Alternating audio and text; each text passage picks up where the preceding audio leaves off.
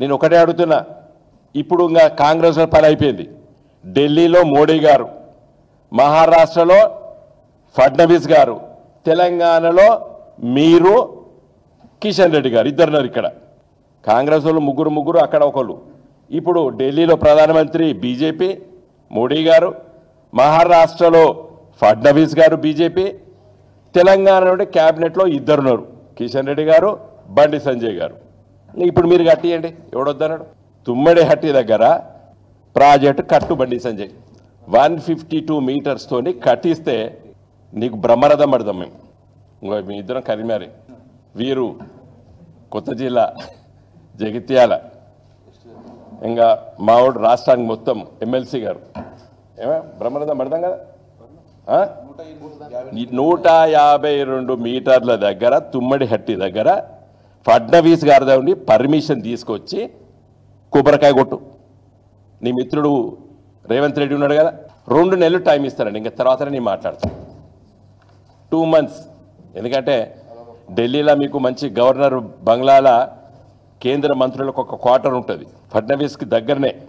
ఆడ పోయి 2-3 రోజులు కూర్చొని రేపంచెలు మంచిగా పోయి అక్కడ కూర్చొని ఇంకా అక్కడి నుంచి వెళ్ళి రేవంత్ రెడ్డి గారు మొన్న అంటాడు, తుమ్మడి హట్టి దగ్గర నుంచి వెళ్ళి గ్రావిటీ ద్వారా ఎల్లంపల్లికి ఉంటాడు. చేయొచ్చు కావచ్చు, అంటే భూమిని కూడా సృష్టి వచ్చినప్పుడు బెండి చేస్తాడా భూమిని, లేకపోతే దాన్ని మొత్తం ఇట్లా చేస్తాడా? మరి మీ మిత్రుడు రేవంత్ రెడ్డి గారు మీరిద్దరు కలిసి ప్రారంభం చేయండి. తుమ్మడెట్టి దగ్గర 152 మీటర్లతోనే 158, 152 అనుకుంటా, 152, 148 వాళ్ళు పర్మిషన్ ఇస్తా అంటారు. 148 దగ్గర ఇస్తే ఆడ ఏం సుక్క నీళ్ళు ఉండవు. ఇంకా ఇదే బండి సంజయ్ గారు, ఇంకా పెద్ద చర్చ వద్దు. Now you are minister, union minister, along with mister Kishan Reddy garu, Fadnavis గారు మీ బీజేపీ సీఎం, ఢిల్లీలో మోడీ గారు ఇచ్చి ఇంకా పైసలు పాపం రేవంత్ రెడ్డి దగ్గర లేవు, నన్ను చీల్చినా కూడా నా దగ్గర రూపాయలు లేదని మాట్లాడతాను కాబట్టి బాధ ఎందుకు పాపం, అది నేషనల్ ప్రాజెక్ట్ కింద డిక్లేర్ చేసి ఆ డబ్బులు కూడా పట్టుకారా.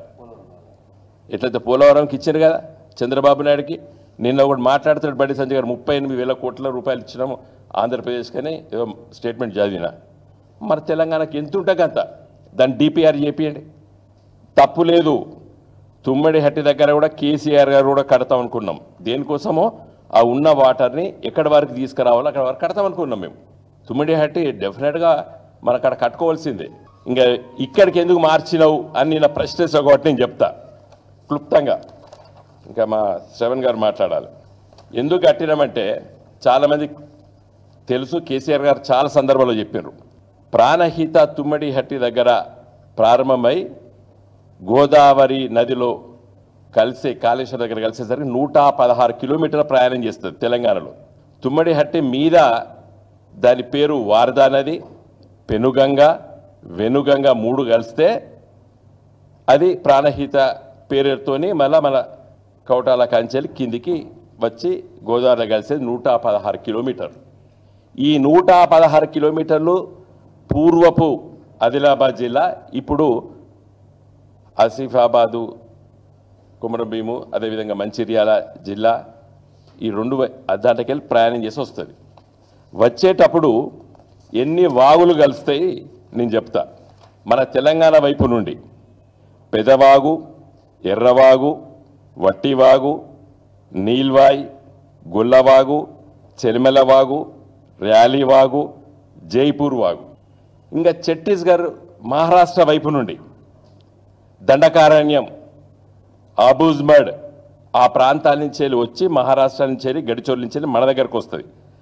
చనంకేరి, మత్తాపూర్, అహీరి, ఆటంపల్లి, కోల్పిల్లి, వాత్రాల్, లంకచెన్ను, పోచంపల్లి, వియ్యంపల్లి, మేడారం, కృష్ణాపూర్, పెంటిపాక, తుమ్మనూరు, ఆపేట, వడదాం, కుట్టుపల్లి వాగులు ఇవన్నీ వచ్చి కలుస్తాయి.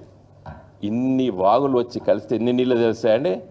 120 టీఎంసీల నీళ్లు మన తెలంగాణలో ప్రాణహితల నీళ్ళు వస్తాయి.